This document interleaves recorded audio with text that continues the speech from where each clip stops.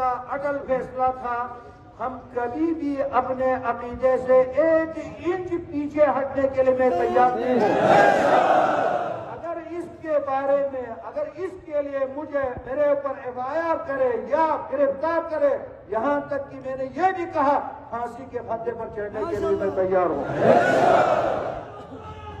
لیکن میں آج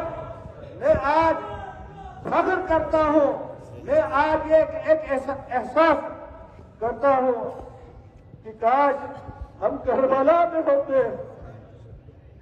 میں میرے جد امجد سے عرض کرتا ہوں، مولا دیکھو آج آپ کے بیٹے کے لیے کتنے سارے لوگ جمع ہوئے، آج آپ کے ایک نسل کے لیے یہ ساری قوم جمع ہوئے ہیں۔